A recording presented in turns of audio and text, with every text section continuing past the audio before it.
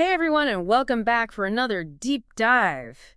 We always like to get into the nitty-gritty of things, and today we're going to look back at some of those big market predictions that were made earlier this year. Oh yeah, start of the year, everybody's got their Everyone's got their crystal ball out, crystal ball out, trying to trying to see what's coming, see the future see the and future, and see what's going to make them rich. exactly. We've got an analysis here from late November 2024, and we're going to see how those predictions actually panned out. I'm excited to dive into this. Me too. Yeah. Let me tell you, there were some twists and turns that I don't think anybody really saw coming. We're going to be talking about the Federal Reserve decisions, S&P 500 performance. We'll even touch on the always exciting world of oil prices. Oh yeah, that's always a wild card. Always a wild card. And of course, we can't forget about how geopolitics shook things up in the tech world. Those U.S.-China tensions continue to be a major factor. A lot of uncertainty there for sure. Absolutely. So let's rewind back to the beginning of 2024. Remember all those predictions about where the economy-specific companies' global trends were headed? Analysts were putting out their forecasts, trying to paint a picture of the year ahead. It's a tricky business trying to predict the future, Mm-hmm. especially in a world that's as complex and interconnected as ours. Right. It's like trying to predict the weather sometimes. Exactly. But I think the real value of making those predictions isn't necessarily about getting everything right.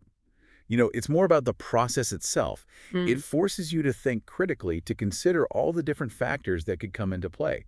It's an exercise in strategic thinking, even if those predictions don't always hit the mark.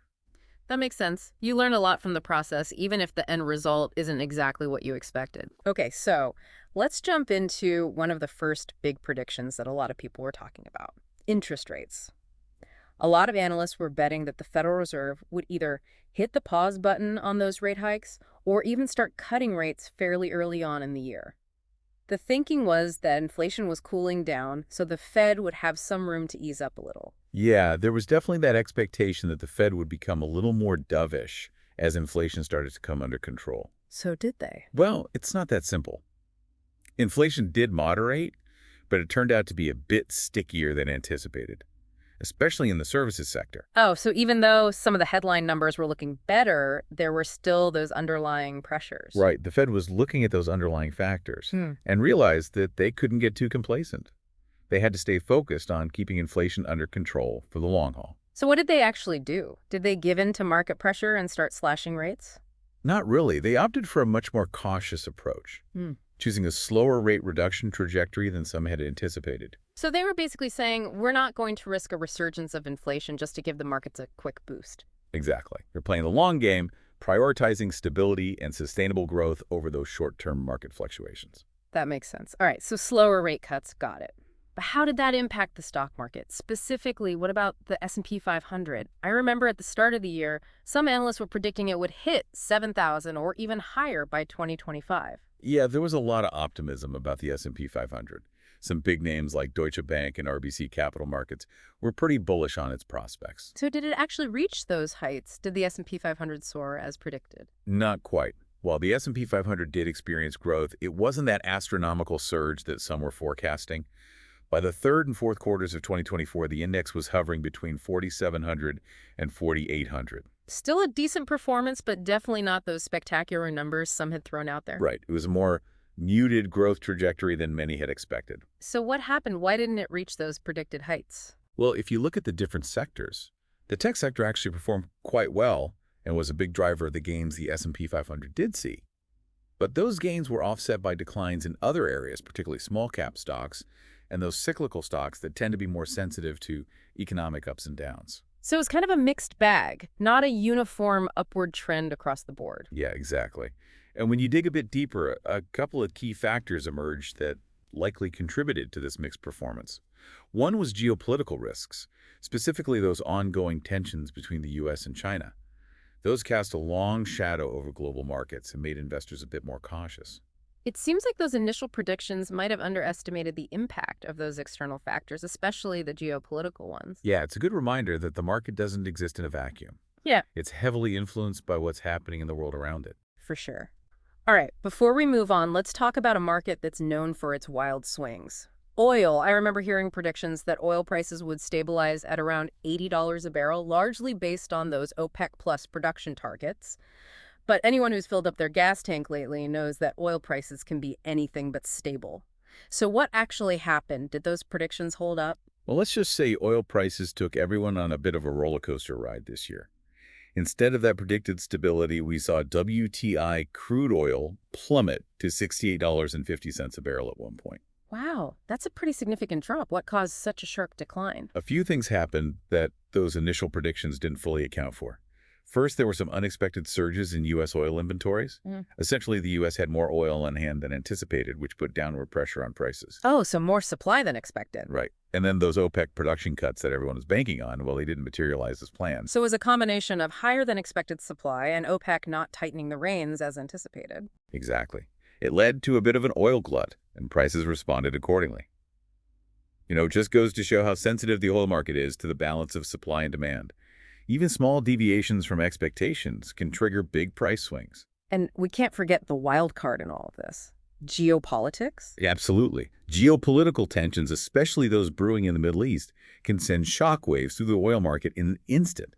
It's one of the many reasons why predicting oil prices with any certainty can feel almost impossible. Okay, so we've talked about interest rates, the S&P 500, and the always unpredictable world of oil. Now let's zoom in on a company that was expected to be a major beneficiary of the whole AI boom, Nvidia. Nvidia. They were definitely seen as one of the companies poised to ride that AI wave, and for good reason. They make the chips that power a lot of those AI applications that everyone's talking about. Analysts were predicting some serious revenue growth for them, driven by that insatiable demand for AI processing power. They were basically the picks and shovels play of the AI gold rush. Everyone needs their chips. Pretty much. And to their credit, they delivered on that revenue front. In the third quarter, they reported a whopping 94% year-over-year increase in revenue. 94%. That's huge. So it sounds like those predictions were spot on around. Nvidia was raking it in, riding high on that AI wave? Well, hold on a second. While that revenue growth is undeniably impressive, there's a bit more to the story. Remember how we talked about the importance of looking beyond just the headlines and considering the full context? You mean those pesky geopolitical factors and economic trends that always seem to complicate things? Exactly. Things are rarely as simple as they seem. And that's where things get a little more complicated for Nvidia. While they were bringing in all that revenue, a couple of unexpected challenges emerged that cast a bit of a shadow over their otherwise stellar performance. Okay, I'm all ears. What kind of challenges are we talking about? Well, for starters, production costs ended up being higher than initially anticipated, which put a squeeze on their profit margins, even with all that revenue coming in. And then there were those regulatory hurdles we touched on earlier, those export restrictions to China. Those started to have a real impact. Ah, yes, those U.S.-China tensions. So even though Nvidia had the demand and the products, those external factors threw a wrench in the works. Exactly. It's a reminder that even when a company is firing on all cylinders, exceeding revenue targets, factors outside their control can significantly impact their bottom line. And sometimes those factors are overlooked in those initial rosy predictions. It's like a classic case of it's complicated, even for a company seemingly riding high on the hottest trend in tech. You got it. Yeah. It just goes to show that understanding a company's performance requires a more nuanced view. You have to consider both their internal dynamics and that broader geopolitical and economic landscape in which they operate. Predictions can give us a starting point, but reality often unfolds in its own unpredictable way. So true.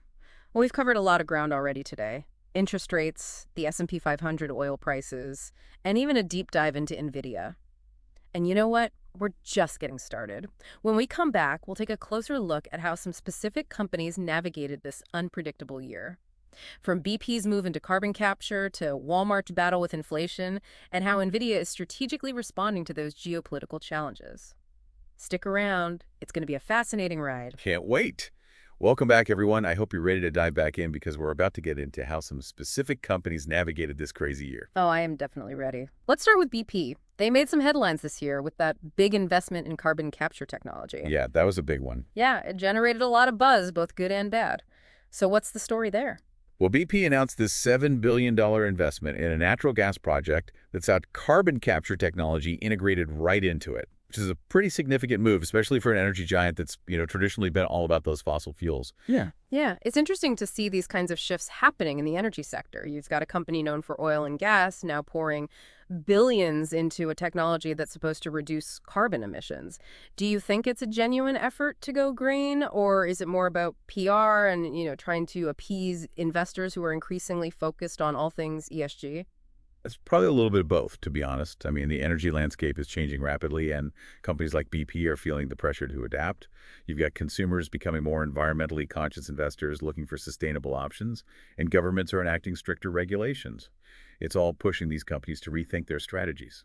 So BP's investment in carbon capture could be seen as a strategic move to position themselves as leaders in this evolving energy market. Yes, exactly. By showing they're committed to reducing their carbon footprint, they can appeal to a wider range of stakeholders and secure their place in a future that's increasingly focused on decarbonization. But it's not just about, staying ahead of the curve. There's also a genuine concern about climate change and the need to transition to cleaner sources of energy. Right. But there's been some pushback against their approach, right? Oh, absolutely. Critics argue that while carbon capture is a promising technology, it's not a magic solution. They point out that BP's overall reliance on fossil fuels is still high compared to their investments in renewables like solar and wind. So it's kind of a balancing act for BP, trying to please both sides of the energy debate while figuring out how to operate in a world that's demanding both profitability and environmental responsibility. It's a challenge a lot of companies are facing these days. You got it. There's no easy answer. The world still relies heavily on fossil fuels, and companies like BP play a role in meeting that demand. But the need to shift to cleaner energy is becoming more urgent by the day. It'll be interesting to see how they navigate this tightrope in the coming years. Okay, let's move on to another company that's been wrestling with its own set of challenges. Walmart. They've been dealing with those inflationary pressures we talked about earlier. How has that impacted their performance? Inflation has been a headache for retailers across the board, and Walmart is no exception. But you know what? They've managed to weather the storm relatively well. They've adapted pretty effectively to these shifting market conditions. So how'd they do it? What's their secret sauce? Well, they made a few key adjustments. First, they doubled down on essential goods, the things people always need no matter what the economy's doing. They knew people would prioritize those items when prices were going up. And second, they really focused on improving their operational efficiency, streamlining things to keep costs down and stay competitive on prices. So kind of a back to basics approach. Focus on what they do best, providing value on those everyday necessities. Exactly. Classic Walmart. But even with their success in navigating inflation, they've run into some controversy this year, too. Oh, what happened? Well, their decision to cut back on some of their diversity programs drew a lot of criticism. That's right. I remember reading about that. It seemed like a sensitive issue, especially these days when social responsibility is so important to consumers. Absolutely. Yeah. It was seen by many as a step in the wrong direction, potentially impacting both employee morale and the company's image. It really highlights the complexities that businesses are facing when trying to balance their economic considerations with their social responsibilities. That's a tough spot to be in for sure. Okay. Before we move on, I want to circle back to Nvidia for a minute. We talked about the challenges they faced with those higher production costs and the export restrictions to China. So how are they dealing with those headwinds? Are they just throwing in the towel, or do they have a plan? Oh, Nvidia is not giving up. They're being proactive about finding ways to mitigate the impact of those challenges. One of their main strategies is diversification. They're looking beyond China and focusing on growth opportunities in Europe and other regions that aren't as affected by those U.S. export restrictions. That makes sense. Don't put all your eggs in one basket, especially when that basket is in the middle of a geopolitical storm. Right. And on top of that, they're also exploring new uses for their AI technology in sectors that are less likely to be hit by those regulations. Like they're making big moves in the automotive industry, providing the computing power for those self-driving car systems that are becoming increasingly popular. So they're taking what they're good at AI and applying it to new markets where the growth potential is huge and the regulatory landscape is more favorable. Smart move. Exactly. Yeah. It's a savvy way to stay on top in the AI world while navigating those tricky global dynamics. And they're also looking at healthcare, using AI to speed up drug discovery and create personalized medicine solutions. It's amazing how AI is finding its way into every part of our lives. It really is. Yeah. And Nvidia is positioning themselves to be a major player in that AI revolution, finding new ways to grow even when things get tough. As we're looking at all these companies, it seems like there's a common thread here. The importance of finding that balance between making a profit and being socially responsible. That's a great point. Whether it's BP investing in carbon capture while still facing criticism for relying on fossil fuels, Walmart adapting to inflation but then sparking controversy over its diversity programs, or even Nvidia diversifying its markets to deal with those geopolitical tensions. They're all trying to figure out how to operate in a world where stakeholders are demanding both financial results and ethical behavior. It's a delicate balance, for sure. And it's a conversation that's not going away. Consumers are more aware and empowered than ever. They're putting their money where their values are. So businesses can't just ignore the social and environmental impact of their choices. It's not just about the bottom line anymore. It's about creating value for everyone: customers, employees, investors, and even the planet itself. Couldn't agree more. This shift in mindset is reshaping the business world in some pretty profound ways. Okay, so we've talked about how companies are dealing with economic challenges, navigating ethical dilemmas, and embracing new technology. But there's one final piece of the puzzle we need to look at: geopolitics. Geopolitics. Yeah. That unpredictable force that can make or break markets. Exactly. When we come back, we'll delve into how those U.S.-China tensions and the always volatile situation in the Middle East have rippled across the globe and impacted markets worldwide. This is where things get really interesting. Stay tuned. All right, so we're back. And we've talked about those market predictions and how certain companies have been navigating this crazy year. But there's one more piece of the puzzle we really need to dig into. Yeah, those global forces that are always at play. Exactly. Geopolitics, Hmm. specifically those rising tensions between the U.S. and China. And of course, we can't forget about that ever volatile situation in the Middle East. They both have a huge impact on the markets. Absolutely. It's not just about headlines, it's about real economic consequences. So let's start with the whole U.S.-China thing. We already talked about how those export restrictions on semiconductors hit Nvidia pretty hard, but it's a bigger issue than just one company, Oh, right? for sure. The U.S. government's decision to restrict those advanced chips going to China is part of a much bigger strategic rivalry between these two superpowers. They're both fighting for technological dominance, and those chips are a key battleground. It's like a high-stakes game of tech tug-of-war. Yeah, and it's creating a ton of uncertainty for businesses in the tech world. Companies like Nvidia and AMD, which have relied heavily on the Chinese market, are now facing a whole new set of challenges. Since they're caught in the crossfire. Exactly. And it's not just about lost revenue in the short term. These restrictions are forcing companies to rethink their entire global strategies. We're seeing more and more companies looking to diversify their operations, moving away from that dependence on Chinese manufacturing and exploring other options like Southeast Asia. So like a global reshuffling of the tech supply chain. Precisely. And these U.S.-China tensions are having ripple effects beyond just tech, too. It's impacting global trade and creating more fragmented economic landscape. It really highlights how interconnected everything is. Political decisions in one part of the world can have huge consequences everywhere else. Absolutely. Okay, let's switch gears for a minute and talk about the Middle East.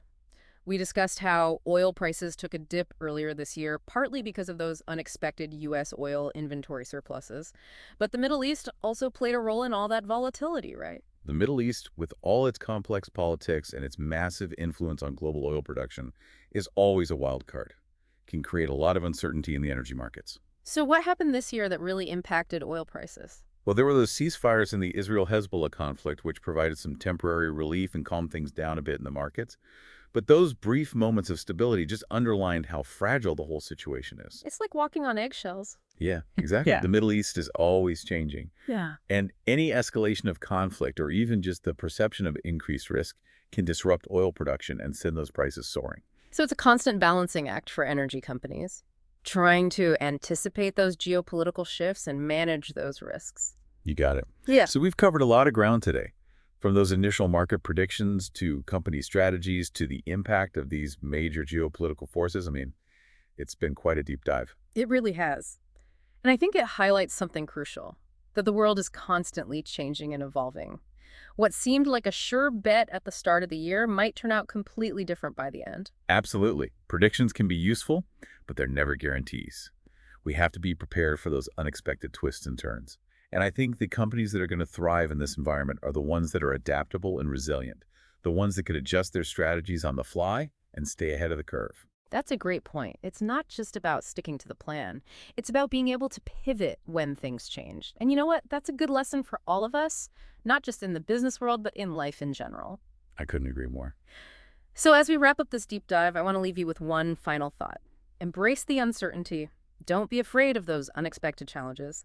Instead, see them as opportunities to learn to grow and to come out stronger on the other side. Thanks for joining us. And until next time, stay curious, keep exploring, and never stop learning.